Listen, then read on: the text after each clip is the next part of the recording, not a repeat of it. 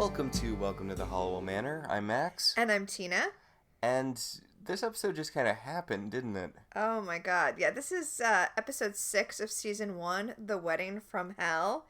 And a fun bit of trivia for this episode. Mm-hmm. Yeah, Brad Kern says in his opinion it's the worst episode of the series. Really? Yeah. Really? Yep.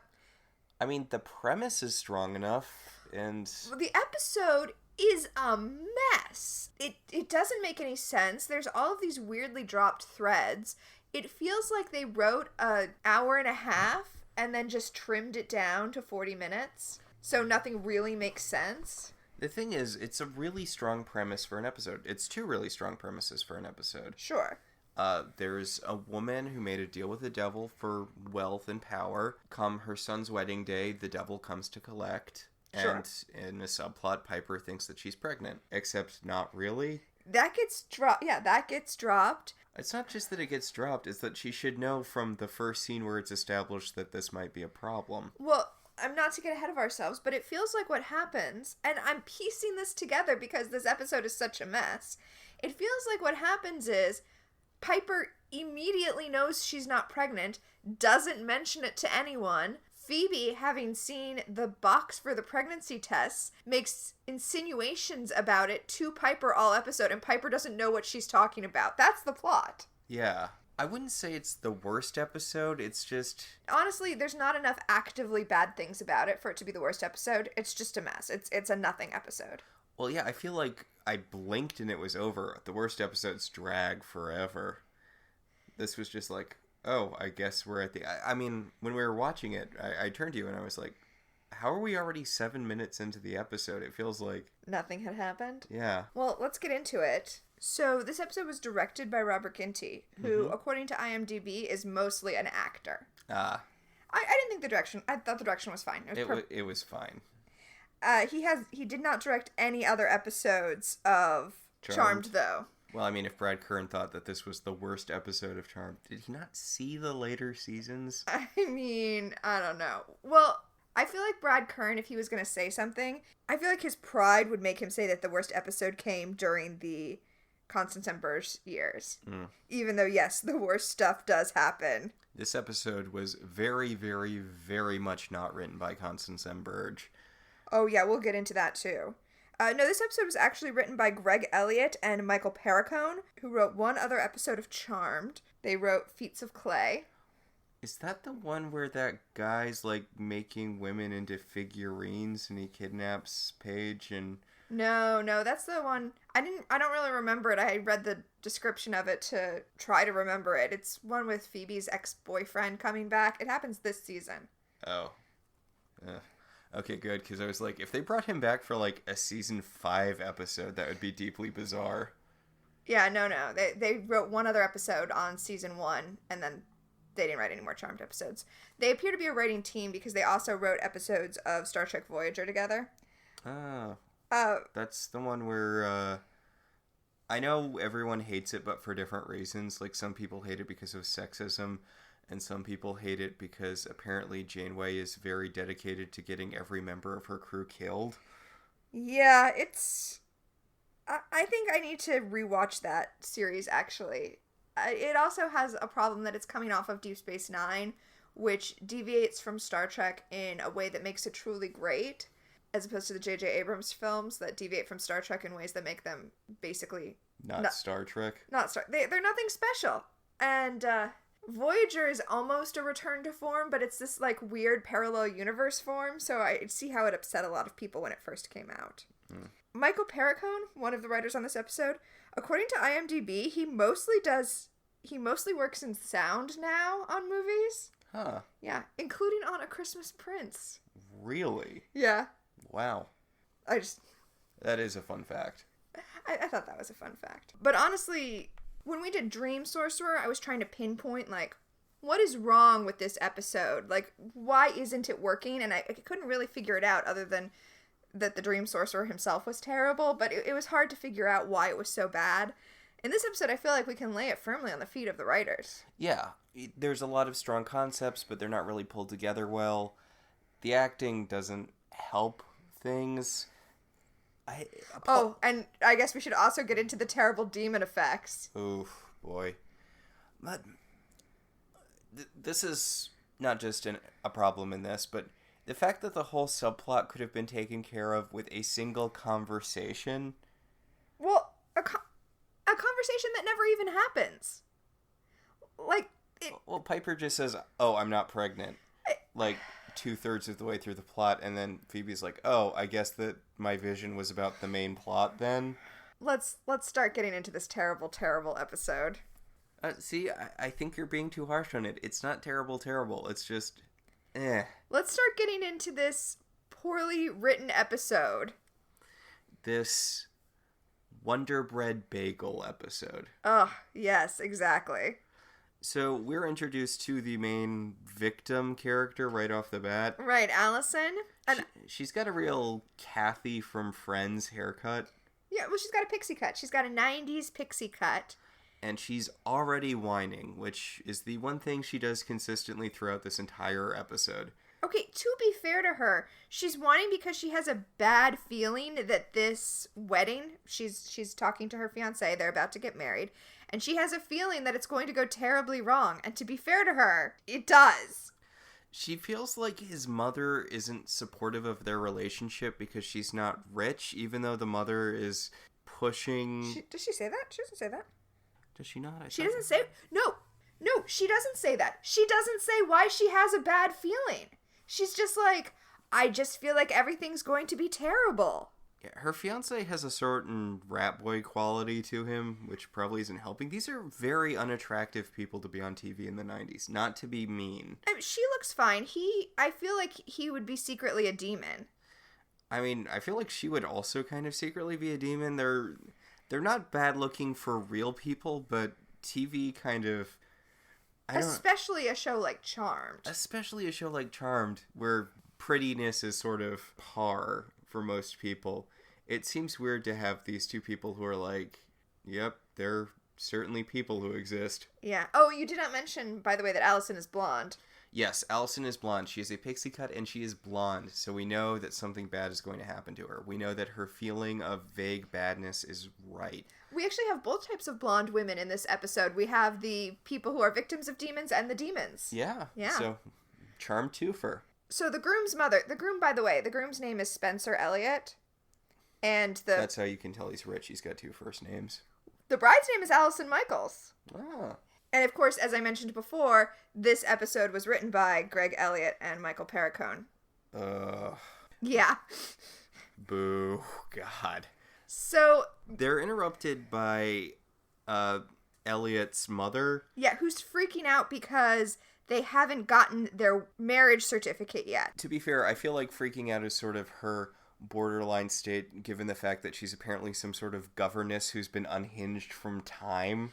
That is how she looks. Yeah, she does look like a Victorian governess. But I do think that this is important because this is something that isn't really explicitly said, but that is understood when you know the plot of this episode. She says she needs them to get their marriage license. I said marriage certificate. She needs them to get their marriage license because without it, the wedding won't be legal. And presumably him being legally married would prevent the demon from taking him. You know, in this one particular instance, I would think that, like, a church wedding would be the more important aspect of the weddingness. Well, and we know that for the demon's purposes, it is important that it is well, it's not a church wedding because it's not in a church, but that it is performed by a priest. Yeah. Yeah, I would think that the legal part of it would be less important than the religious part of it, but... Well, I actually wrote a kind of a long thing in my notes when we were watching this episode where I wrote, why do demons even care about legalities? Oh, I guess if you think of them as kind of a type of fairy, then being concerned with legalities absolutely is their thing. Okay, so I've been watching Lucifer recently. Sure. It's a really good background show. I've been looking for one of those. And there's a plot where his mother escapes from hell and she possesses like a young hot woman's body. Sure, like you do. And Lucifer's all grossed out by her talking about sex. And I'm like, you're the goddamn devil. Really? Well, he's still his mother. Yeah, that's the thing about it. But I'm like, come on, you've been seeing the worst of humanity for untold eons, but your mom's like, oh, I had to keep my host Body's husband from asking questions by sleeping with him, and you're like, ew, Mom, that's so gross. Also, that raises consent issues. Well, I mean, the host body's dead. I guess that's still... That doesn't make it okay. Yeah. That doesn't make it okay. I actually think it's pretty fucked up that he made his mom, like, because his mom was just going to abandon the host body's life. Yeah. And he's like, no, your punishment for escaping hell is that you have to live a human existence as this woman. And it's like, it's pretty fucked up. Yeah.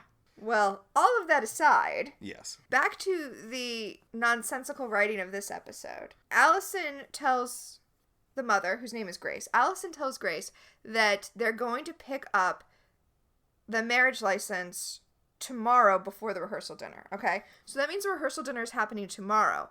Normally, the rehearsal dinner happens, like, immediately before the wedding because it's for all of your guests who are in town, really. So it happens, like, the night before the wedding. But we also know from everything else in this episode that the wedding doesn't happen until a week later. Yeah. Also, why is the mother freaking out about needing the marriage license right now if the wedding isn't for another week?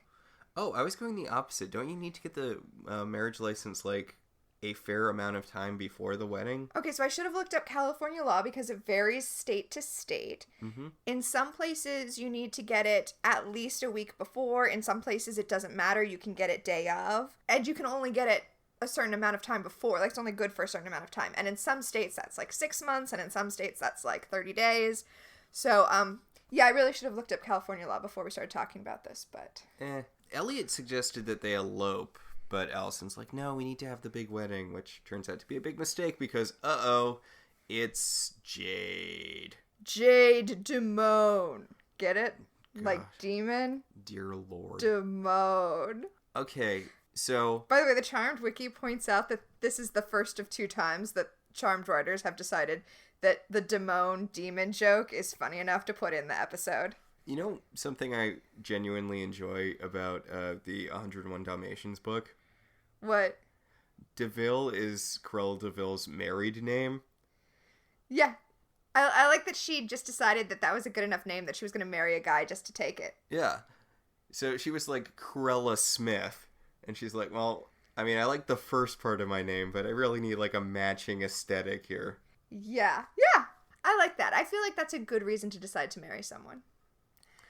So Grace tells Elliot and what's-her-bucket? Allison, that she needs to go talk to this mysterious blonde lady who's standing like 10 feet away from them and just staring as the wind dramatically blows in her face. Okay, I mean, this episode is just going to be me banging the drum about script problems. But Grace approaches this woman and is like, oh, you haven't aged in 20 years.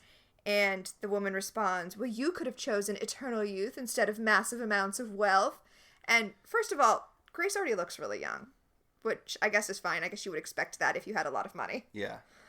Secondly, this implies that Jade and Grace together made a pact with a demon and that Grace asked for money and Jade asked for youth. But that's not the case. In fact, Jade is a demon, so why is Grace surprised that she hasn't aged?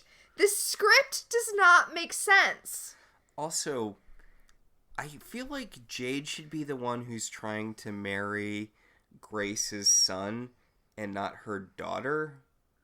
Wait, Jade is the one trying to marry Grace's son. No, Jade has a daughter who's trying to marry Grace's son. No, it's Jade. Jade is the bride. No, she's just like a bridesmaid. That's just one of her subdemons who's a bridesmaid later. Oh, okay. Jade is attended to by one of her handmaidens, I guess, who's also a blonde woman who looks enough like her so that I was thrown. Too many blonde women. This isn't Fuller House. Yeah, no, Jade just has a demon with her who will be her demon bridesmaid. I don't know. There's a bunch of demons. She reminds Grace that this was the deal that Grace made, presumably something about a firstborn son. I don't know. It's never said. And then Jade waves her hand in a way that causes Elliot to pass out, and Allison is like freaking out and screaming because, something just happened to Elliot. He's now unconscious, and he sort of kind of wakes up, and then we crossfade to 1 week later, as Piper is doing a pregnancy test in the charmed bathroom. Okay, so she's got the stick. She tells... Prue's banging on the door, and Prue's like, Piper, for some reason I need this specific bathroom and not one of the, I think, at least 2 other bathrooms that are in this house. All her makeup is in this bathroom. She says my stuff's in there. Then why did Piper use this bathroom to do her pregnancy test in? You know what? These girls aren't very organized. She should have used the bathroom with the shower downstairs. They only use that like once a season. This has been Charmed Bathroom Watch. Okay, Piper has the stick in her hand. I assume she's already peed on it. Hmm. She's waiting for the result, which means that by the end of this scene, she, but not us, will know if she's pregnant or not, right? Yes. So any mystery in this episode is completely artificial because Piper already knows that the pregnancy test is negative. So Prue leaves to, I guess, go use someone else's bathroom. And then Phoebe starts banging on the door because she wants to take a shower because all of the hot water has been gone by the time she got to the shower the last 2 days, which I think means these girls need a bigger water heater. Oh, yeah. So she asks Piper if she's in for a cold shower, and Piper says, mysteriously, at some point in our lives, a cold shower is probably a good thing. Yeah. Which, again, she already knows at this point she's not pregnant, so whatever. Phoebe finds the pregnancy test in the trash can when she goes into the bathroom. And she has... Okay, is it just me, or have her visions in the past couple episodes been specifically just fucking with her? Yeah, her vision power is being a dick. Because Phoebe has a premonition of 2 legs that give birth to a demon baby. Yeah, she sees a demon baby being born, but it's like she's standing, the point of view where she's standing, it's like she's standing at the mother's hips, so she can only see the legs, and the doctor's pulling out the horned baby. So... And it's also, the vision really wants to make sure she sees that it's a demon baby, so everything is in black and white except for the demon baby, which is red. Which I don't think is a thing we typically get with premonitions. No, we don't usually see that. Usually they're all black and white. Although apparently Phoebe sees them in color, as we know from when she told that guy the color of the car that was going to hit him. Yeah. Also, her vision is both being a dick and trying to be helpful, I think. Because it's very misleading for the vision to happen when she holds the pregnancy test, since it has nothing to do with this particular pregnancy scare.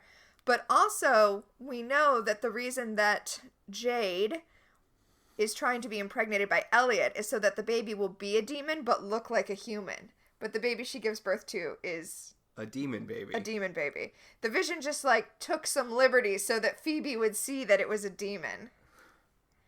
Well, the doctor's freaking out too, so I don't know. I think her visions are just being dicks to her. Yeah, this is a really unhelpful vision. Oh, can we talk for a second about who Jade is? Okay, so it turns out that Jade is a demon that they call Hecate, but it's Hecate, who is very much not a demon in Greek mythology. Yeah, she's not a demon. She's the goddess of witches. She should be a helpful force in this show. I feel like, and actually the weird thing about the weird conflation of witches and demons, which if any show didn't do, it should be this show, will happen again, and I'll point it out when it happens the second time.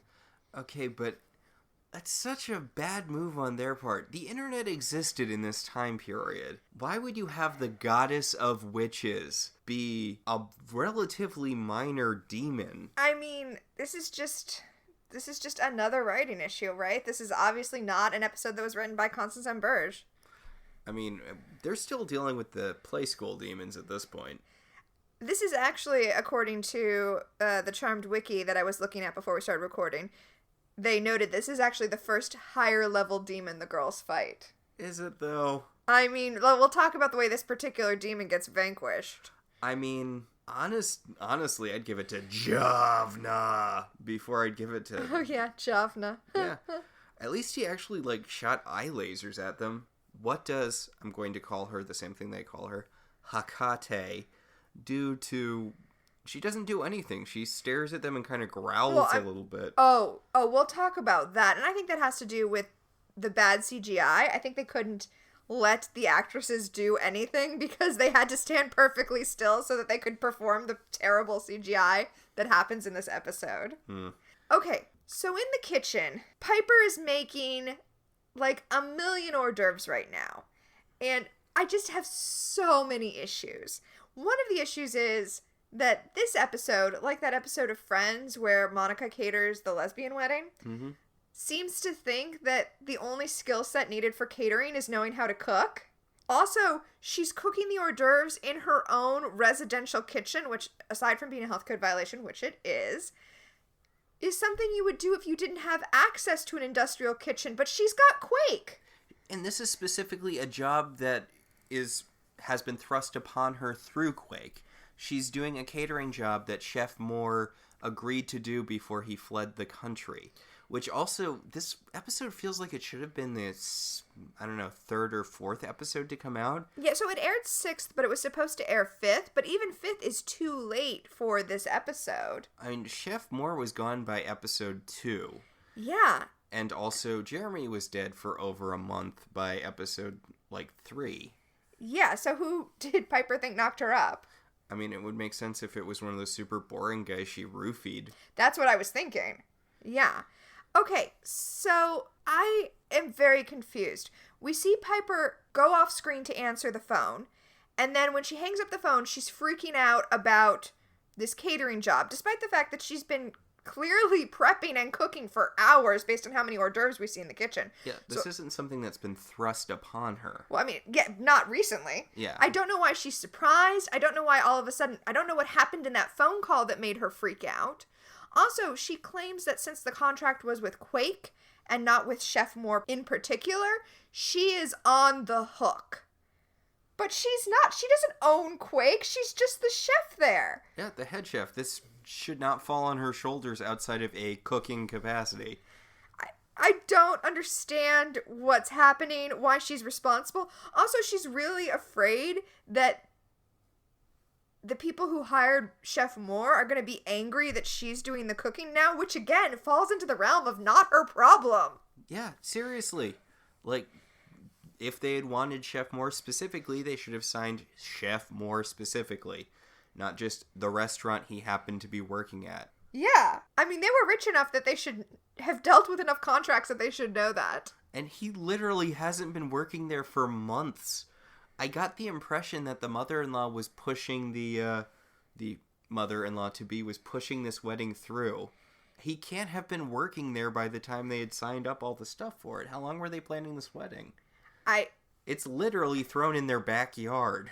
Well, I mean, they have an estate. Yeah.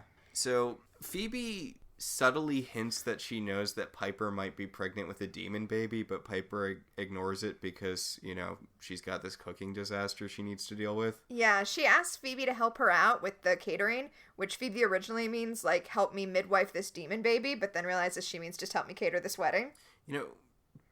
Phoebe, maybe dial back a little bit on the judgmentalness, considering you're gonna have a demon baby sometime in the future. Right. Well, you're going to be pregnant with a demon baby. That's going to resolve itself oddly. And then there's a comedic thing where Phoebe almost eats one of the pastries, but Piper stops her, which is sort of a weird note to end the It's a button on the scene. It's fine. I better not eat this or my sister's demon fetus might make her kill me.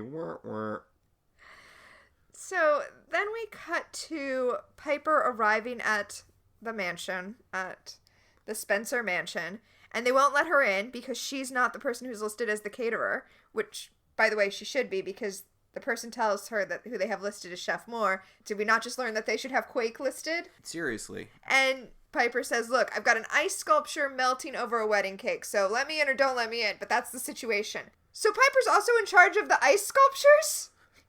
That's not a thing caterers are usually in charge of. That's its own specialist guy. Why is Piper literally having to do everything all the time? She's like the CSIs in CSI. You have one part of the job that you do, and then the rest of it's all, cops and lawyers and other people. Yeah. Well, anyway, some of the security guards come to let her in, and this priest in a cassock comes running up and is like, no, she's the bearer of the demon baby. Which, of course, is a misdirect for us, the audience, so that we think, oh, Piper's the bearer of the demon baby, when in fact he's trying to tell Piper that Jade is the bearer. I'm tired even saying this. And he's like, she's the bearer of the demon baby. Beware Hakate. And Piper's like, Hakate? Pfft, whatever, Padre. Like, you haven't been fighting demons for like 3 months at this point. Right. Well, the security guards drag the priest off, and Piper goes into the compound to cater. Okay, so we're finally back with the big bads of this season. Yeah, they're the big bads of season 1, sure. Ted Buckland was briefly in the Dream Sorcerer episode. Yeah. But we haven't seen his assistant until since the pilot, I think. Yeah, since Prue got her job anyway. I think that might have been the second episode. Oh, I think you're right, yes. Well, they're at the auction house and Prue is cataloging things and currently cataloging a very powerful fertility statue. Prue says some tribes believe that its very presence would help a woman conceive. And that's what a fertility statue is. I mean, well, thank you for defining the word you just said. And Hannah, Buckland's evil assistant. Sure. She's like, you take it. I'm not worried about my biological clock. And it's like, you're an auction house. That's not how auction houses work. You don't just take stuff. Also, unnecessary shade. Also, I mean, she is evil. Yeah, I know. But isn't she trying to hide it? Not very well. So they send off Prue, and Buckland's like, there, my evilit. Our plans are going according to plan. And Hannah's like, so are we going to do anything? And he's like, We don't have anything to do in this episode. We're just here to remind people that evil is afoot. He gets Prue out of the room by saying that one of her sisters is in her office making phone calls and drinking beer, and she's like, Phoebe. I mean, it's true. Phoebe is in the office making phone calls and putting her feet up on the desk so that we know she's the rebellious sister. Okay, is it just me, or is Cole, like, the only big bad this show ever had who, like, actively did stuff? I think that's pretty accurate, actually. Charmed wasn't really great with big bads. In the first season, we've got Buckland and Hannah-ish. They're the big bad for season 1. I mean, I guess the source of all evil is sort of the reoccurring big bad for the first 3 seasons, and then they kill him in season 4. Charmed also has the avatars. Yeah. Charmed didn't do as good a job with memorable big bads as, for instance, Buffy. So, I mean, I can't even really think of that many great big bads. The only reason you really think about Cole is because he was a great love interest, not even because he was a great big bad. But, like, when he was the big bad, he did stuff. He was actively sending things after them. I mean, to be fair, the Charmed ones don't do all that much either. I guess. It's just, this show would really benefit from having some strong central villains.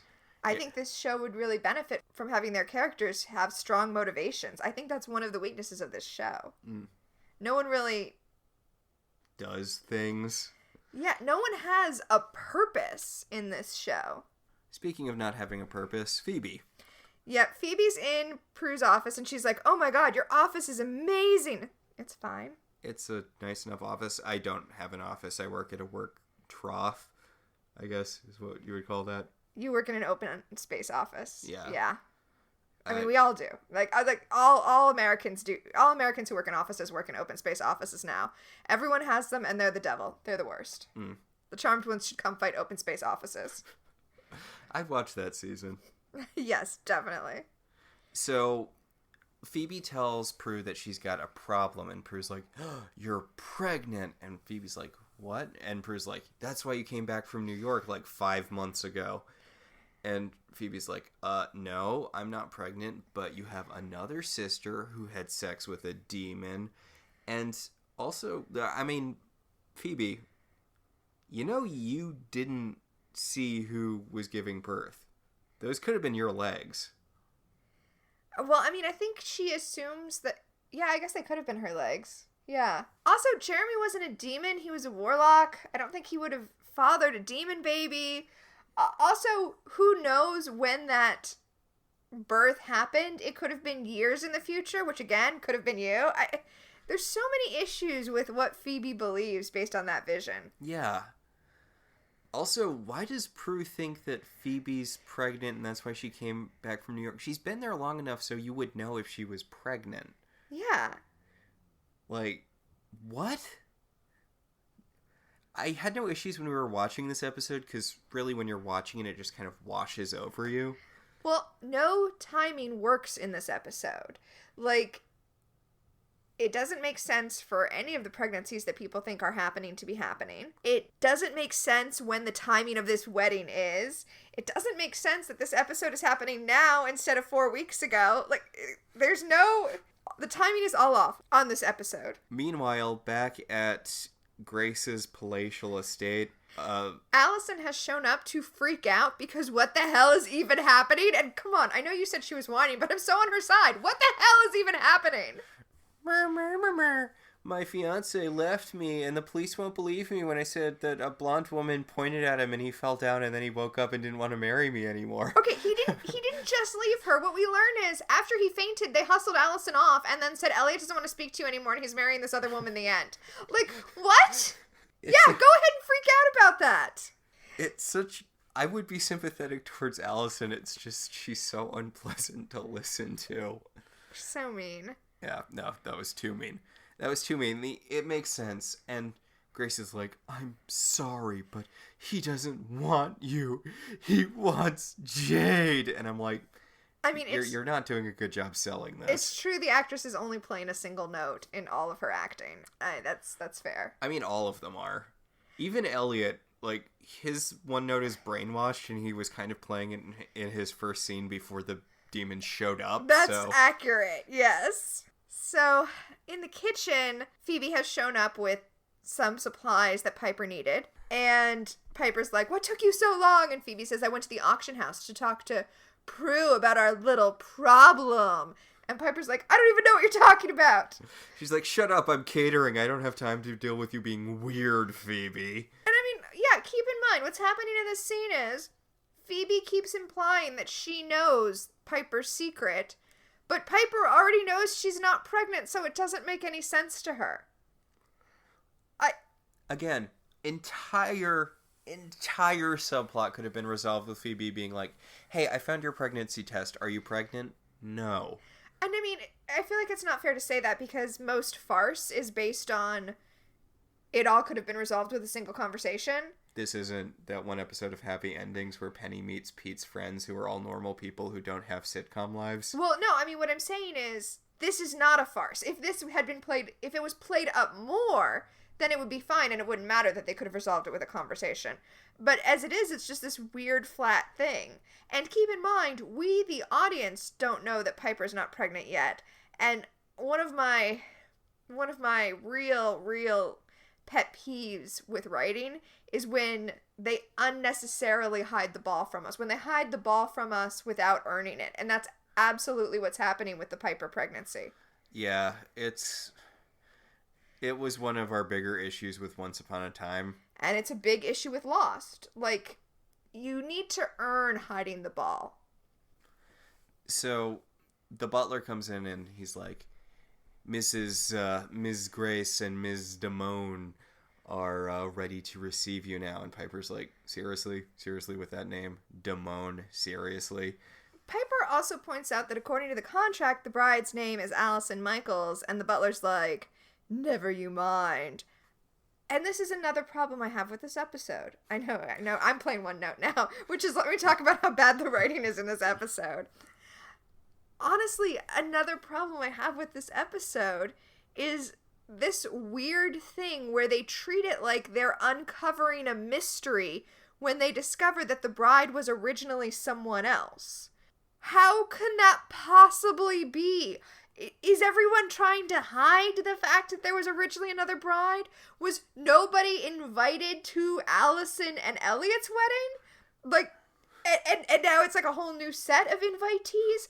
Was there some sort of spell cast over them that made them forget? Because later on, when she finds the programs that have Allison's name in them, she's like, I have proof! Like, Proof of what? Proof that he decided to marry someone else? It's so confusing. Anyway, they go to talk to the bride, and she's doing a dress fitting. This is another thing that doesn't make a ton of sense, because she starts freaking out when they're not Chef Moore.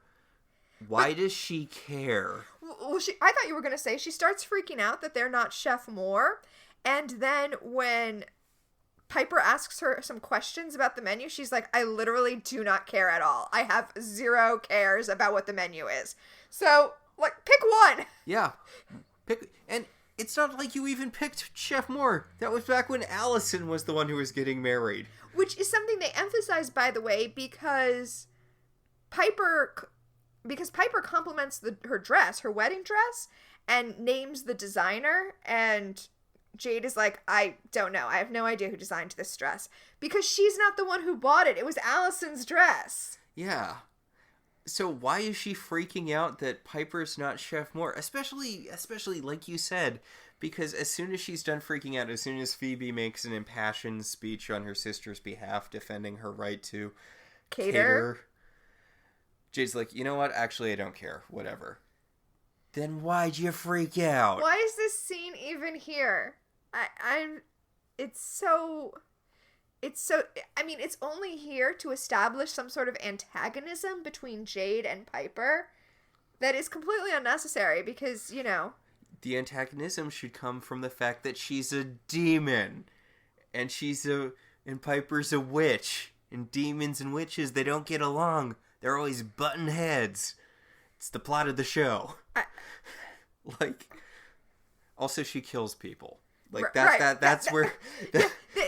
The antagonism can come when she starts killing people. There's a woman who's setting the dress as... Yeah, the seamstress. She's fitting the dress. Yeah, as this conversation goes on, she accidentally stabs Jade with a pin, and Jade doesn't react because we should know that she's a demon or something. You know who... We already know she's a demon. She pointed at that guy and he fell down. You know who in folklore is unaffected when they get stabbed with pins? Witches. Witches! Yeah, which would make sense if And her last name is Damone. Well, I mean, that whatever. It is what it is. That would be a great red herring, honestly. I mean, I knew a kid in college whose last name was Spectre. He wasn't really, like, a ghost. I knew a girl whose last name was Blood. Oh, that's a good last name.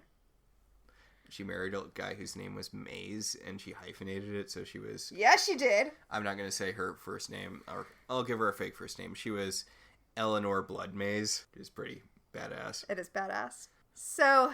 The priest has snuck onto the ground to stab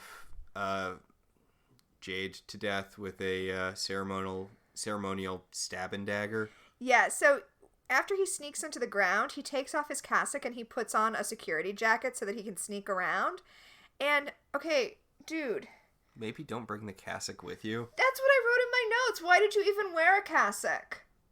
So we'd know he was a priest. Yeah, okay, I guess that was for us. Okay, I guess I can't complain too much. That was a visual cue for us. Meanwhile, Allison's just kind of wandering around the house. Yeah, she figured out a way to get in, and now she's skulking around.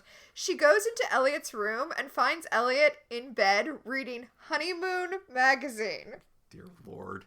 Remember when magazines were a thing? I mean, I do, vaguely. Were they ever so specific that you could have an entire magazine just about honeymoons? Oh, yeah. They definitely were. Oh. So he's laid out in bed and he's kind of out of it. He's got his weird brainwashing fog over him. He's got that glassy-eyed stare, which is somewhat different from the glassy-eyed stare he had at the beginning of the episode. Allison tries to remind him of who he is, but before he can really snap out of it, Jade and Grace come in and drag Allison off. And Elliot kind of like reaches out towards her and is like, Allison?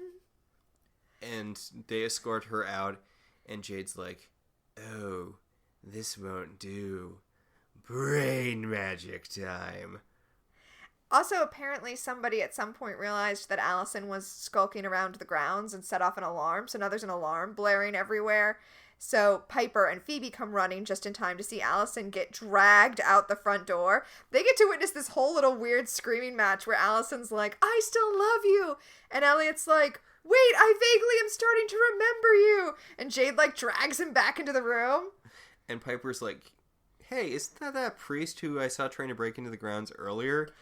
Yeah, okay. Conspicuously holding a giant-ass stabbing knife. She sees the priest go into Jade's room with a giant knife. She sees the knife. And apparently her response is to go get security. And, I mean, if you're a normal human, that's fine. It makes perfect sense. But she's a witch. You can freeze time. Go stop the stabbing. But she doesn't. She doesn't. We cut to the priest.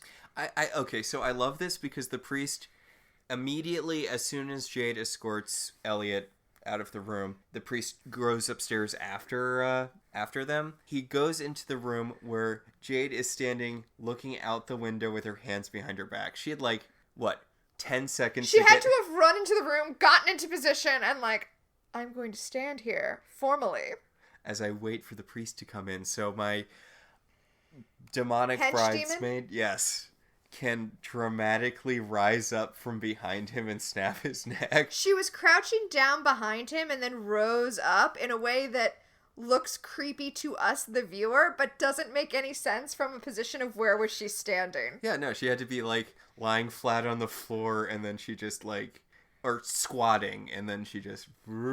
Yeah, so she rises up, she breaks the priest's neck. And then she throws him out the window. Yeah, so Piper and Phoebe, who are outside with Allison, see the priest get thrown out the window. Join the party. Welcome to the party, pal? Is that what you meant to say? Yes, welcome to the party, pal. I'm not one of those people who's seen Die Hard many times. We just saw it 2 days ago. We did. Okay. The best version of it. The musical parody version? Yes. Yeah. So, Phoebe and Piper are standing next to the corpse, and Piper's like, so we have to do something about this, right? Because we're witches, this is a demon thing. And Phoebe pats Piper on the stomach, and she's like, I think we have other things to worry about. And then she leaves, and Piper... A lot of this episode is predicated on Piper not having any follow-up questions every time Phoebe hints that she knows that she's pregnant. Yeah. Well, I mean, they didn't have time to develop any plotline. They definitely didn't have time for follow-up questions. So it's time for Andy and Daryl to be shoehorned into this plot.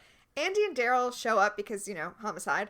And they're talking to Jade, who says that the priest came running at her and lunged at her, and she jumped out of the way, and he fell out the window, and that's what happened. Mm-hmm. Also, Jade somehow had time to change into a little sweater set instead of the wedding dress she was wearing a second ago.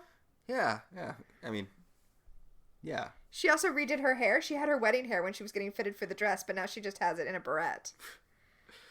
So she answers their questions, and then she's like, can I go now? Tee, I'm a giddy girl on my wedding day. And Andy's like, oh, sorry the corpse was such an inconvenience. And Daryl's like, welcome to the lifestyles of the rich and shameless. Okay, that's not fair. I mean, it's true that she is a demon and she did kill that guy, but from Daryl and Andy's point of view, someone just tried to kill her on her wedding day. She gets to behave however she wants. Seriously. Oh, she's so shameless for not being broken up that someone failed to kill her. Yeah, I don't think you have to have sympathy for people who attempted to murder you. Yeah. Also, Daryl calls her shameless, but it seems to me like this would fall under, lifestyles of the rich. People are trying to kill them all the time, so now they're blasé about it. It's more lifestyles of the rich and empathy-less. Yeah. Which doesn't roll off the tongue so well. No. So, Andy's like, hey, look, at the angle that guy is, he wouldn't have just, if that guy had just fallen out of the window, he wouldn't have landed where he did. And Daryl's like, but he didn't fall out the window. She said that he lunged Yeah, he was at her. a running leap. You don't know how hard he leapt. And Andy's like, we're not going to be in the rest of the episode. Do you want to get coffee? And Daryl's like, okay. No follow-up. This is the sort of thing that when you're in the opening credits and they have to put you in every episode. Yeah, this is the kind of plot you get. Meanwhile, Grace is confronting the hench demon and is like, you didn't say you were going to start killing priests. She's like, I'm a demon. I will kill whoever I have to kill to make this wedding happen. I will kill you if I have to make this wedding happen. And Grace is like, and the demon's like, bye. So, back at the auction house, Prue has finished cataloging the fertility icon, but Ted Buckland comes in to let her know that... Okay, so there are I'm sorry, I just, when I said his name out loud this time, realized that his name is the same as the lawyer from Scrubs. Weird. That hadn't occurred to me, but I said Ted Buckland, and I'm like, wait, is that right? That's his name, isn't it? Why does that sound weird? Oh, because it's the bald, sweaty guy from Scrubs. Do you want me to look that up? Yes. Oh, it's Rex Buckland. I've been saying Ted Buckland because I've been thinking of the Scrubs character. I would watch that show if Ted Buckland was the head demon for the first season of Charmed. Yeah, I'm kind of there for that. Yeah. So, in the end, he confronts the Charmed ones with his a cappella group. Oh my god, I want a group of demons who are a cappella singers. Here comes satanic treble. Can some show do that, please? I would watch the fuck out of that show. Oh my god. You know what that would have been great for? New Charmed? That would have been great on New Charmed. Although I feel like that's kind of off for the CW vibe. No, they could have had an evil version of the Whiffenpoofs, because the first season took place in a college. Yes! Evil Whiffenpoofs. Like, that's not redundant. No, I was thinking it would have been great for the third season of Gallivant that we never got. Oh, that would have been awesome. Because it was all about, the third season that they hinted at would have been all about Madalena learning the dark, evil way. Yeah, and they could have had the that singing order of monks as their, like, arch enemies. Yes! Oh! Fuck Charmed. Let's just write fan fiction for the third season of Gallivant. Anyway, Rex Buckland is asking... Well, Prue has called Rex into her office because she has the companion piece to the lady fertility statue, a dude fertility statue. As you would expect. Rex tells her that the female fertility statue is actually not going to be part of the auction. It's being sold to a private collector. And, in fact, it's being given as a gift to this woman, Jade Damone, who's getting married. And he's like, isn't your sister running that wedding? How involved are you in that process? And she's like, not at all, because why would I be involved in my sister's business? And then he, like, weirdly tries to cover in a way that does not work, where he says, oh, I just meant, like, are you close to your sister in general? I was just making conversation. What? This writing does not make any sense.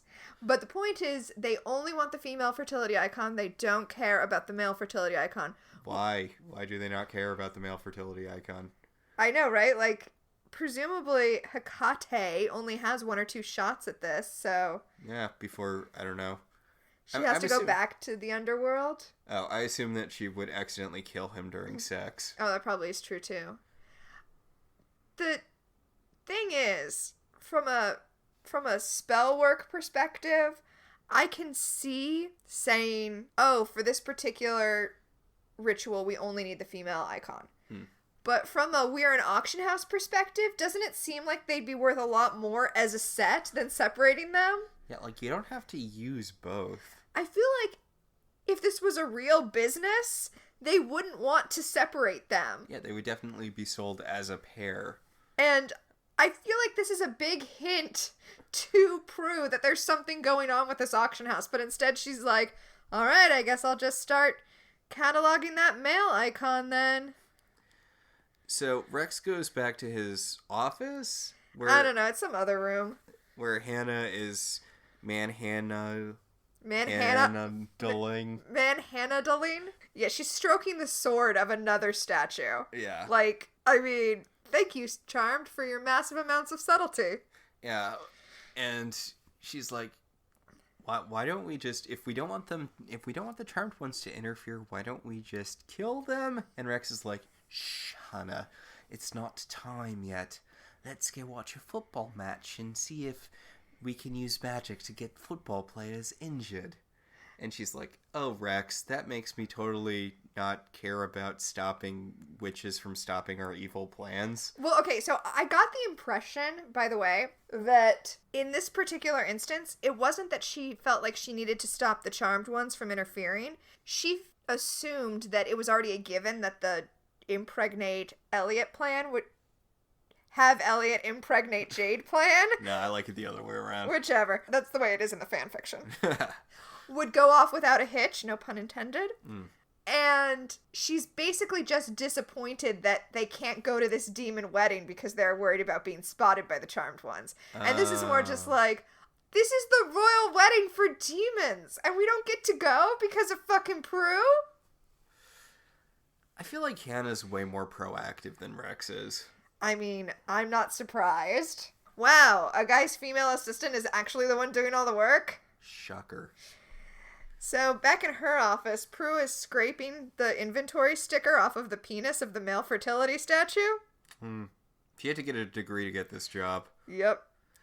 When Andy comes in, and Andy's like, oh, I like the way you manhandle that manhandle.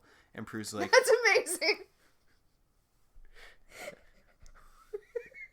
It's from Gravity Falls. That's a Gravity... That is a Disney Channel joke. It's so dirty. It's so dirty. That's way dirtier than what he actually says. Which is... Prue's like, sorry, someone put the sticker on his... And Andy fills in, artifact?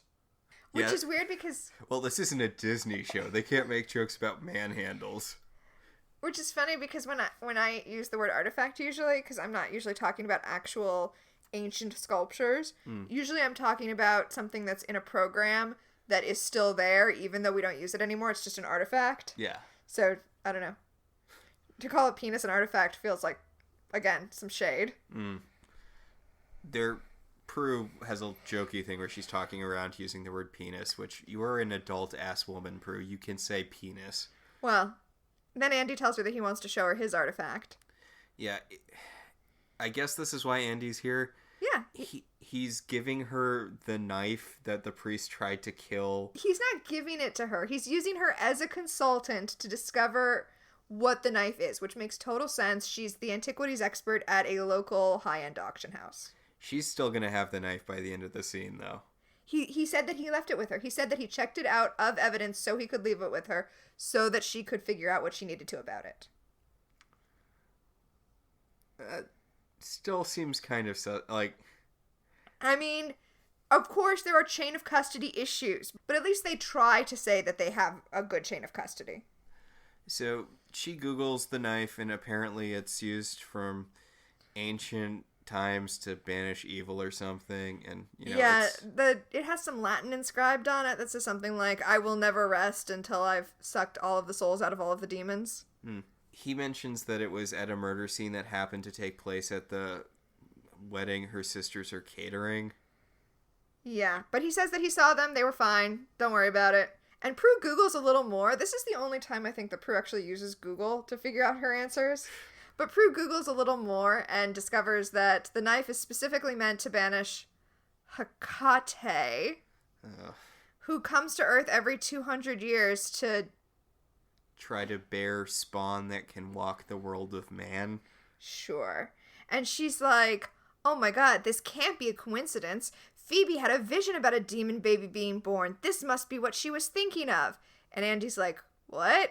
And Prue's like, just talking to myself, don't worry about it. And then she sticks the knife into her purse and walks out of the office. Well, she sheathes it first. It's fine.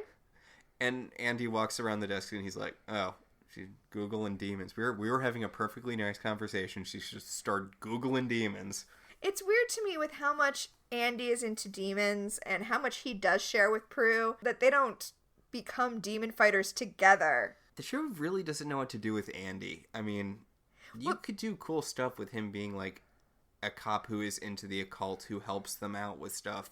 And I know that might go to a mansplaining place, but that's what we end up getting with Leo later, so we might as well have had it with Andy in the first place. Well, it's weird how Andy is like the Mulder, but this is like if there was a Mulder, but X-Files was from the point of view of the aliens. Yeah, this is what we talked about early on. Like, that would have been seemed to be what they were setting up with him. That would have been a cool place to go, but Well, I mean, the problem is, if it's Mulder, but it's from the point of view of the aliens, it just gets frustrating because you're watching him try to prove that witches exist, and you're like, yeah, we know, they're in the next room. We've been watching them for 20 minutes. it's frustrating as an audience member to watch somebody not be able to figure out something that you've known for the whole show. So, like, I didn't really watch X-Files that much. After a certain point, didn't Mulder just have evidence that supernatural shit existed? Like, that guy who could control the weather you were telling me about? Well, okay, so, yes, supernatural stuff or inexplicable phenomenon, like, that's a thing. And that's different from the existence of aliens and also a vast government conspiracy to cover it all up. And that's what he's really trying to prove. Ah. And then he does towards later seasons, and that does become kind of the plot. Okay. Because I would be like, I think people would stop regarding him as that crazy masturbation guy who lives in the basement after, like, the dozenth time he's like, hey, I brought in a shapeshifter skull. Or, hey, here's a dude who can control the weather. Well, and even though the stereotype is of Scully being the skeptic, in actuality, when you actually watch the episode, she's like, no, I've seen some shit. Yeah, flesh-eating bacteria. She got pregnant with an alien baby. Speaking of pregnancy episodes. William. I know some things about. I saw that episode where that cult kidnaps her and tries to, like, cut out the baby. I'm trying to figure out if... Yeah, no. Alien baby pregnancies on X-Files are basically the same trope as demon pregnancies. Yeah. So... Speaking of demon pregnancies... Phoebe has finally decided to confront Piper now that Prue has told them that Hecate, knife, demon baby.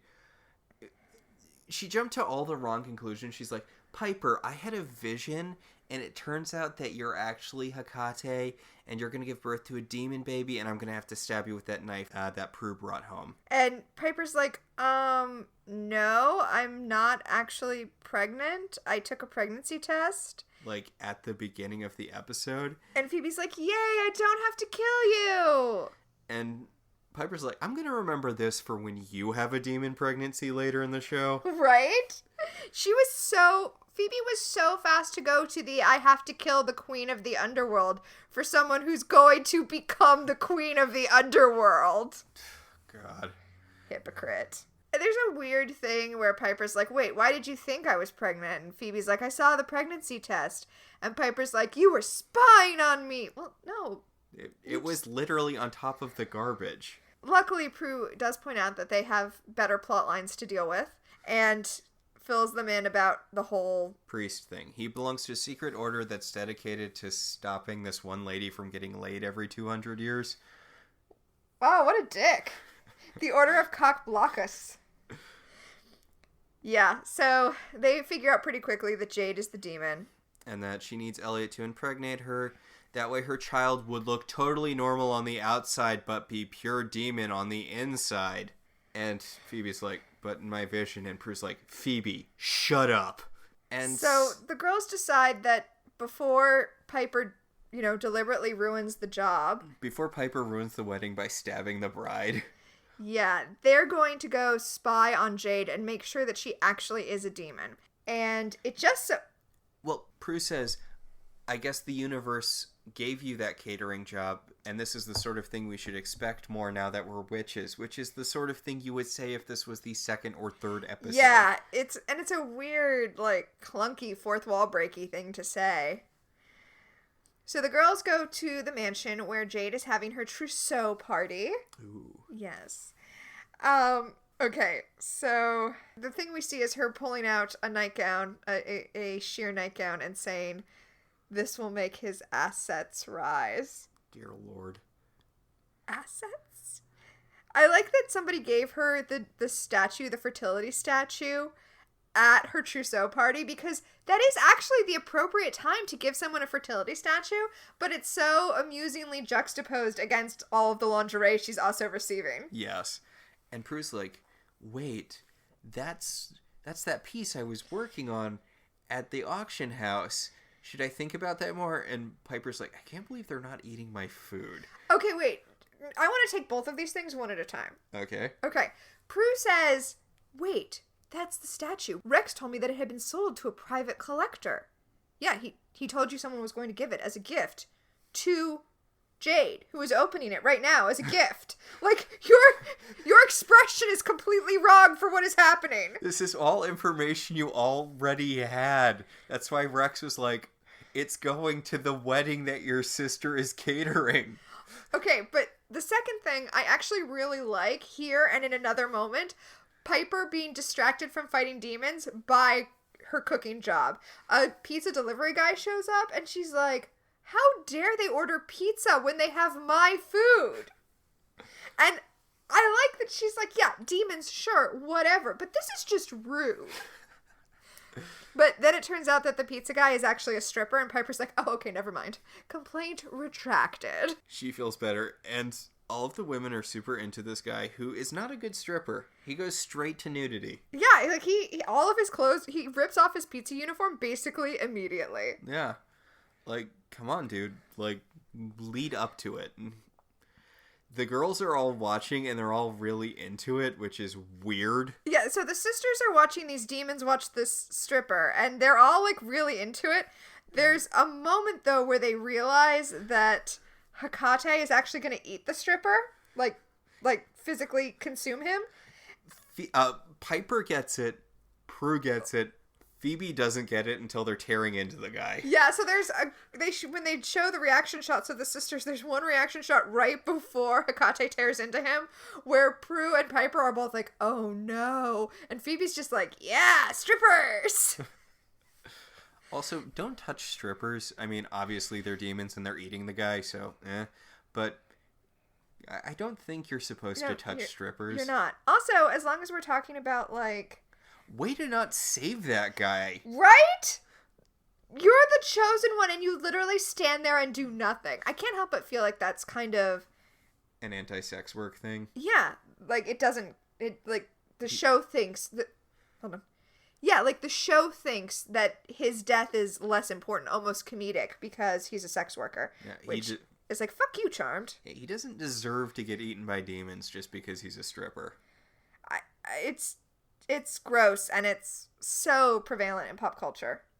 So they just go back to their weird wicker waiting room thing. It's a sunroom. It is a sunroom. A lot of things will take place in the sunroom. And they're trying to figure out how they're going to defeat Jade. It's a knife. Well, actually, they've decided, Max, flashing back to our previous podcast, that the correct way to beat Jade is with True Love's kiss. Dear Lord. Yes, because apparently True Love's kiss will break the spell on Elliot, and then they won't actually have to stab anyone. Yeah, which, I mean, I still feel like she's still a demon. She still killed 2 guys. Yeah, like, you should probably stop her.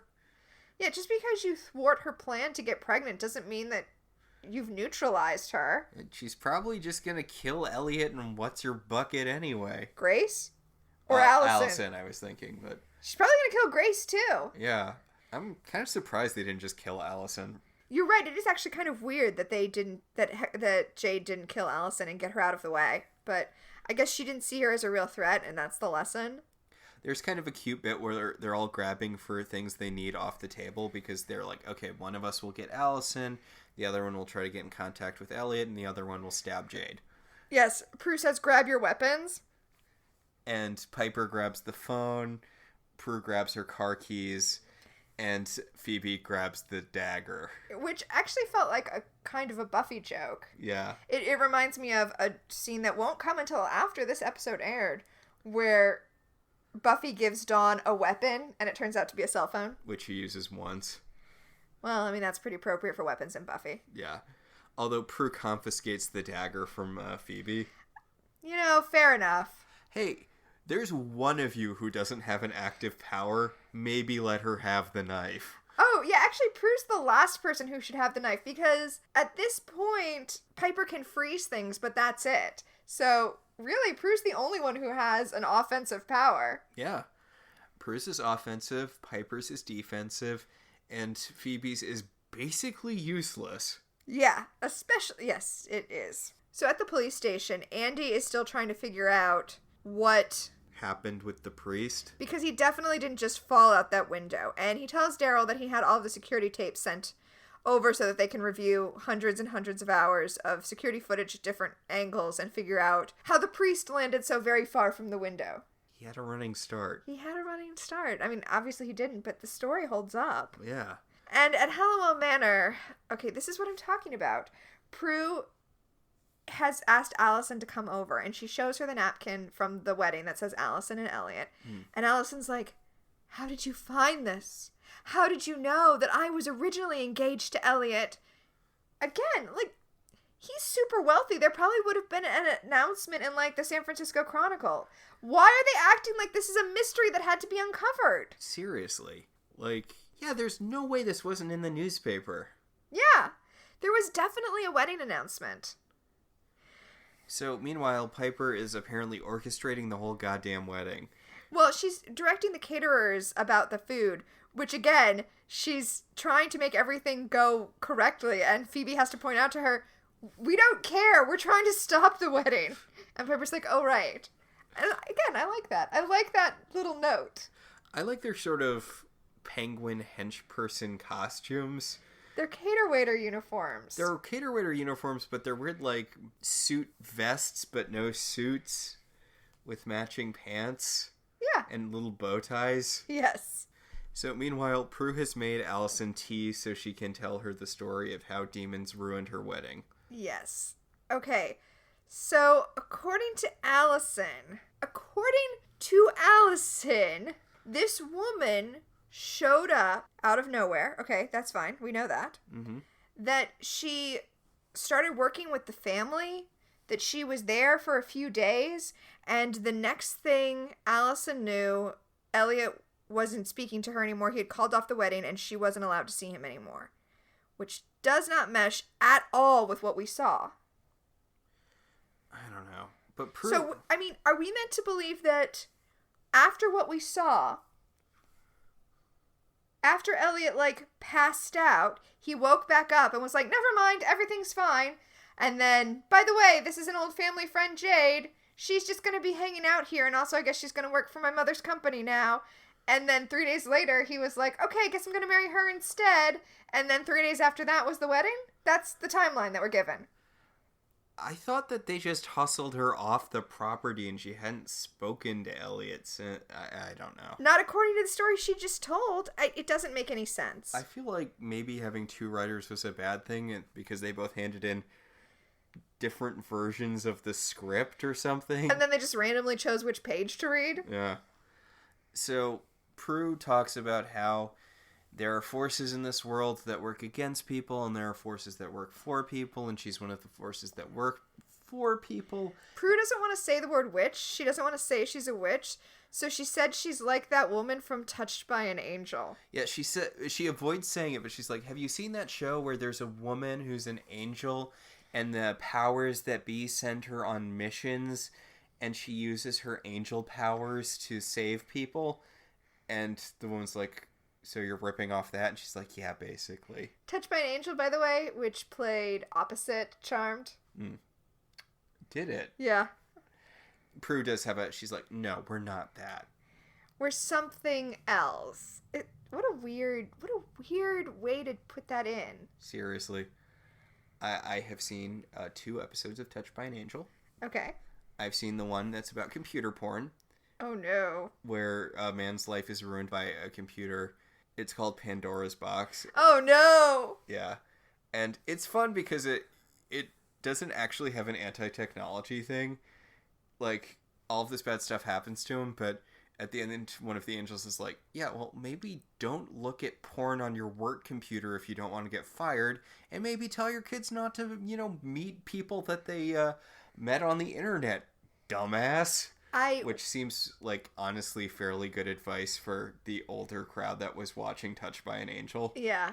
I want to see how many porn sites are called Pandora's Box, but I don't want to destroy my computer by Googling Pandora's Box porn. The other episode I watched had Mandy Patinkin as Lucifer. And nice. And he tries to seduce the main angel to being evil by singing Sometimes People Leave You Partway Through the Woods from Into the Woods to her. That would work on me. Yeah, I'm like, yeah, go with Mandy Patinkin. Yep, that would work on me. My point is, you could probably do worse than watching Touched by an Angel. I mean, you could be watching this episode of Charmed. Yes. There are much better episodes. This is not one of them. So, At the wedding, Grace is getting Elliot ready and he's brainwashed. I want to point out that Grace's mother of the groom dress is the same color as the bridesmaids' dresses, which is weird. That's not a thing you usually coordinate, but whatever. Doesn't matter. So Piper and Phoebe are trying to get into the back room. They want to get Elliot. The plan is they're going to grab Elliot, and Prue has Allison, and they're going to all meet outside of the gates of the mansion, and Allison will kiss Elliot, and then everything will be done. And Piper's like, heads up, stripper-eating bridesmaid, which, don't make jokes, a man is dead. Right? But the bridesmaid does stop them. She says, nobody's allowed to see the groom before the wedding. And Piper rightly points out that's the bride. You can't see the bride before the wedding. And the demon's like, what? Did you think you were going to logic your way into the back room? Right. But it's okay because Grace comes out and they step aside with Grace. Obviously, she doesn't want her son to marry this demon. So she's like, I can't tell you anything, but meet me downstairs in the wine cellar. Now go back to the kitchen person. Yeah. I mean, it's fine. That's fine. That's the most logical way to deal with this. Because Piper and Phoebe are like, we can help. Not because we're witches, but because we're... Cater waiters? Special. And we help people who have special problems. I mean, she already knows she's made a deal with demons. I'm sure she's fine knowing about the existence of witches. Whatever. They go down to the wine cellar. There's a lot of hand-holding in this bit between Phoebe and... Yeah, they're like scrunching really close together, like to protect themselves from all of the demons in the house. This feels like it's feeding into the narrative that was really heavy early on, where Prue is like the protective sister, and they're the, I don't know, the cat that Prue saves. Oh, Phoebe's the cat of Save the Cat? Yeah. Yeah. Also Piper. Yeah. So... The demons come into the wine cellar, but they don't see Piper and Phoebe hiding behind the wine bottles. Piper tries to freeze them, but apparently they're too far away for her to freeze. So she starts running and... Okay, so the demons see them. They have them... I don't think they do see them. It looks like they do because it looks like they have a clear line of sight. But based on the way this scene plays out, I think we're supposed to understand that their sight line is blocked by cases of wine. Okay, so they just walk into the cellar, transform into demon form, growl at the air for like 10 seconds, and then turn back into ladies. Well, you will notice in this episode, when they transform into demon form, they do not move at any point. So I think this is a special effects mandate. They stand there, they transform into demons, they growl for a minute, they transform back into humans, and then they start skulking around the wine cellar. Also... Which, I mean, if you couldn't do it, just don't do it. Also, Phoebe's like, Piper's like, my freeze isn't getting them, and Phoebe's like, oh, but it got that fly. I guess you're just not close enough. And I'm like, no, you're holding her hand. She needs to do it with 2 hands. According to the Charmed Wiki, which carefully tracks such things, this is the first time we see Piper do a one-handed freeze. Maybe her freeze would go further if you'd let go of her other hand. Well, that doesn't matter. Now they're all wandering around the wine cellar trying to hide from demons. And Andy and Daryl are watching all of the security tapes back at the station. Amazingly, the very first tape that they put in is helpful. Okay, honest to God, I completely forgot that they had any follow-up, Really? with Andy and Daryl. I literally just thought they showed up when the priest died. Nope, they have follow-up. But it's understandable that you thought that, because they don't have any follow-up as far as the priest's death. I mean, they kind of figure out what's going on, but... Nobody gets arrested. Like, nothing happens. This plot is not wrapped up. I feel like that's a lot of Andy and Daryl stuff, because the girls always just end up blowing up whoever's been killing people. Well, in this case, they did. Well, oh yeah, I guess they did. I feel like Andy and Daryl should have a lot more questions, even for the people who are still alive at the end of this episode. So, Phoebe and Piper are crawling around the basement trying to avoid demons when Prue calls them to see what they're up to. Yeah, and so now the demons see them because, the phone rang, and she picked it up and started talking at a normal volume. What is she even thinking? Up in the bridal suite, one of the carnivorous bridesmaids gives a gift to Jade, and the gift turns out to be a nice ancient-looking copy of Goethe's Faust. Because she's a demon. Because she's a demon. And it's about making deals with demons, and apparently she's the kind of demon you make deals with. And she's like, but what am I going to do for my something blue? And then they look over at crying Grace, and she's like, oh, I forgot. Nothing's bluer than a woman who's giving away her only child. I should have looked it up because I cared enough to wonder about it when I was watching the episode, but I didn't look it up. Mm-hmm. When did calling someone sad blue become an idiom? Huh. And is this something that the demon would know? Did it happen within 200 years of 1990, whatever? Yeah, I guess it doesn't matter. I guess she knows all the pop culture or whatever. So, I mean, she knows that it's something old, something borrowed, something blue, so. Oh, that's a question. What was her something old? Oh, she's pretty old, right? Yeah, I guess she's pretty old. Andy is looking at the tapes, and he's able to lip read, apparently. We haven't seen this before. Did we see this again? No clue. Andy's able to lip read the security tapes. So when Grace is talking to the hench demon, he's able to see the moment where she said, killing priests wasn't part of our deal. And he's like, well, that's a freebie. That's a freebie. Also, why would they have the tape of that moment? Wouldn't they want stuff that happened around the murder and not something that happened after the murder? So they have 12 tapes. I think that means there's 12 cameras on the grounds, and they just requested every tape. Okay, I feel like the security people would be reticent to give them all of those tapes. Considering all the demon stuff that's going on in the house? Yeah, also, why wouldn't they be watching stuff that happened, around the time of the murder? That did happen around the time of the murder. It happened just a few minutes after they found the body. I guess it seems weird that they're watching anything that happened after the murder. Well, I mean, it worked here, I guess. I mean, it seems like after the murder is when you're going to get people talking about the murder, so this part doesn't bump me. If all of the nonsensical things in this episode, this one doesn't bother me. And now it's the wedding. Dum dum da dum dum dum da dum. Here comes the demon. Why don't any of these people have any questions about why the bride is someone different? No, I mean, that's a good question. Why don't any of these people have any questions about why there's a new bride? But whatever. Do you think they just hired people to show up to this wedding because, neither Elliot nor Allison had any friends? Well, I was going to say, yeah, right, maybe. But also, considering that Elliot is rich and Jade is the queen of the underworld, there are not a lot of people at this wedding.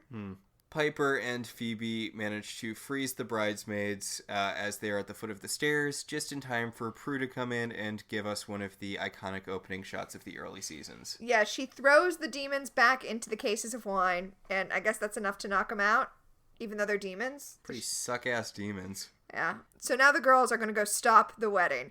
They conveniently get out of the wine cellar just as the priest gets to the "if there's anyone who objects to this union, let him speak now" part. That was handy. Yeah, that was handy. So, Allison objects, and Jade says, "You little witch," and Piper's like, "Hey," which is cute. But instead of, having security just escort them off the property, she immediately invokes the gods to rain fire on the wedding. Well... Or rain. Yeah, it's just rain. It's just, she asks the skies to open up and douse the wedding.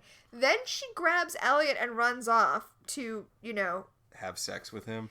Which is weird because the whole point of the wedding was that for the demon pregnancy thing to work, they first had to be married in a sanctified ceremony. And that didn't happen.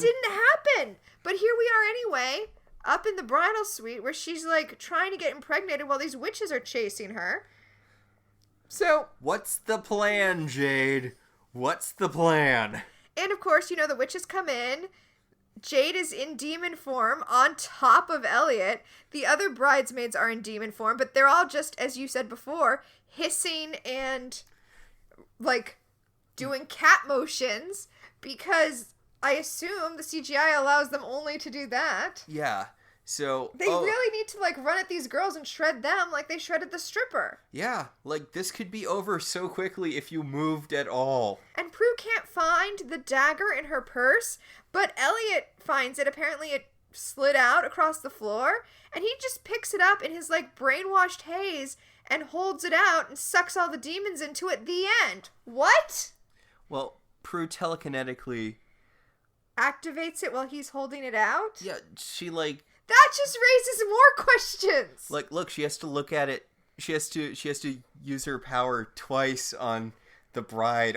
She gets all of the bridesmaids with one eye narrow, but the bride takes two. Okay, so... And then they're all just sucked into the knife. How much did the priest suck at using this? I guess the priest didn't have telekinesis, so... This was a real, well, we're out of runtime ending. Yeah, and he's like, thanks for taking care of that. I guess I'm going to marry What's-Her-Face. Bye.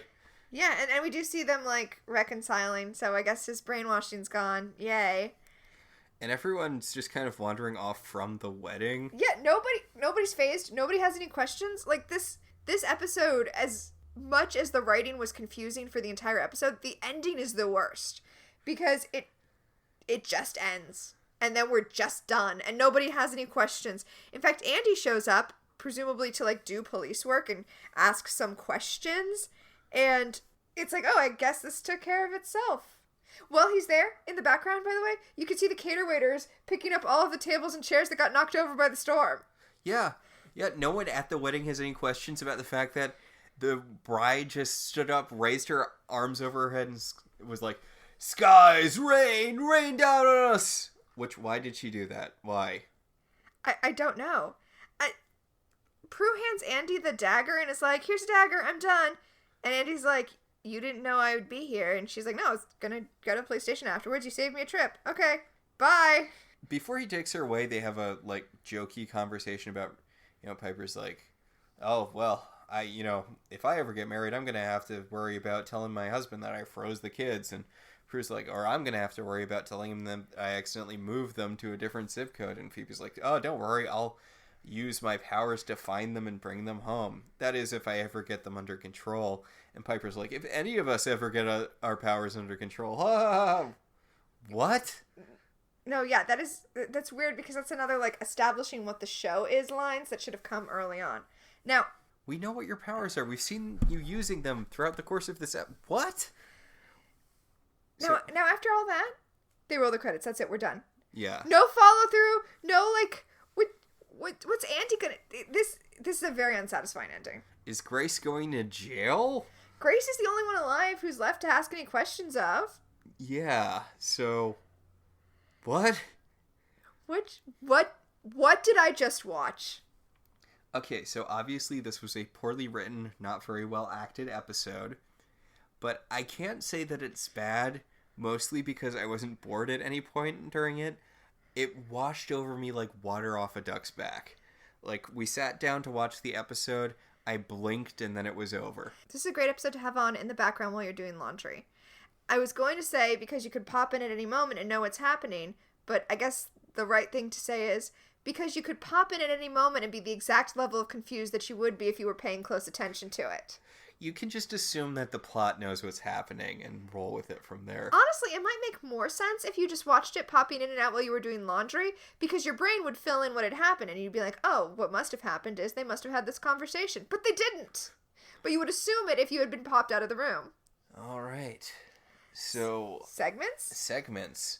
Our first segment is Premonitions, where we look into the future or into the past and see who guest starring in this episode was, or will become famous. And I think the answer is no one. Well, okay, so Sarah Peterson, who played Jade / Akate, I think it's appropriate for the role, for what it was, that they chose a woman who's like the 90s one-shot pretty woman girlfriend.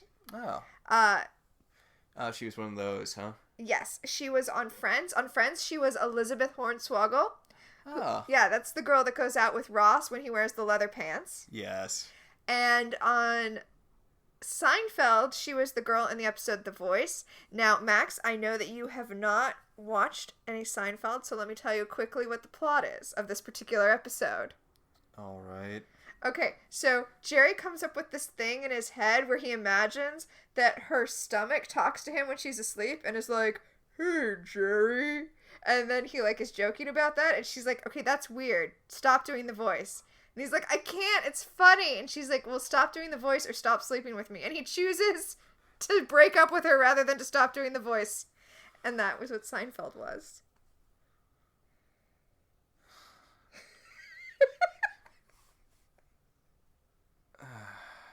But you know what? What? At least that episode resolved. All right, yeah. I think that we can fairly safely move on to our second power in our pack, time freeze. Okay, so which is what in this episode felt very 90s to you. Yes, what specifically froze this episode in time. And I'm going to say Allison's haircut. Yeah, it's a very 90s pixie cut. I feel like you don't really see that brand of pixie cut anymore. I mean, sometimes you do, but not that often. It's one of those haircuts that you have to have a very specific head shape to pull off. So you still see it sometimes on women who can pull it off, but not on everyone. It's very, like I said when we were watching it, it was what Kathy had on Friends. Yes. Speaking of Friends' love interests. I am going to say that what freezes this in time is the reference to Touched by an Angel. Oh, very much that. And not just because that was a show that was on in the 90s, but because in the 90s, we were really obsessed with angels as a concept. Oh, yeah, that was a big thing. I wonder when they're going to get their comeback. I don't know. I hope we don't get, like, sexy angels, because that'd be... Of course we're going to get sexy angels. That's not okay. I guess there's sexy angels on Supernatural, but I don't really even think that counts. There's a sexy angel in Lucifer. He's, You could argue that Lucifer is a sexy angel. They would, in fact. But, his brother, I don't remember angel names, so he has one of those angel names that starts with A, has Z, and ends in L. Is it Azazel? No. Okay. I think it's also, I think, got a F sound in there somewhere. I don't know. Is it Azraphel? Maybe. I'm just guessing. He's played by Robin Wood from Buffy. Nice. Yeah. He's like a main character. But that will bring us to our last segment, telekinesis. What genuinely moved you this episode? I got nothing, Max. I thought I would have nothing, but I do have one thing. Okay. And it's not genuinely moved. I wasn't like super touched by it or anything, but it was really cute when they were all grabbing their weapons. That was a neat bit of sister interplay. That was a cute moment. Yes, that was a good scene. So, I think that does it for this episode. Yes, I think we're done with The Wedding from Hell. Next week's episode is The Fourth Sister. Ooh, good. I've been waiting to talk about this. I do like this episode. And the Netflix description is, a lonely young teen attempts to get friendly with the sisters after being possessed by Callie, a demon bent on gaining the girls' powers from them. Is this another thing where they're using a god from a different culture as a demon for the sisters to fight? It is, in fact. But I it's funny because I wasn't even thinking of that, which, yes, they are, in fact. I was thinking of the fact that in the last season, Callie Cuoco would become the kind of the fourth sister. Yeah. So it's funny that a demon named Callie. Yeah. But no, yeah, it's more gross appropriation from the Charmed Ones. Woo. Yes. Got a lot more of that to look forward to. Yes, we do. So that's it for this week. Mm-hmm. Our show is partially listener supported. If you want to be one of our supporters, you should head over to our website, www.welcometotelevision.net, and click on our Patreon link. We'd like to thank our current $5 and above patrons, Beryl, Patricia, Sam, Cassidy, Alex, Alicia, Ryan, Maricruz, Rosa, Javier, and Benjamin. If you'd like to support the show in other ways, you can always rate and review us on Apple Podcasts. It helps other people find us. If you want to talk about this episode, or any television at all, you should join our Facebook group, Welcome to Television. We can also be contacted at I Love TV Zines on Twitter or at ilovetelevisionzines@gmail.com. So until next time, I'm Tina. And I'm Max. And this has been Welcome to the Halliwell Manor.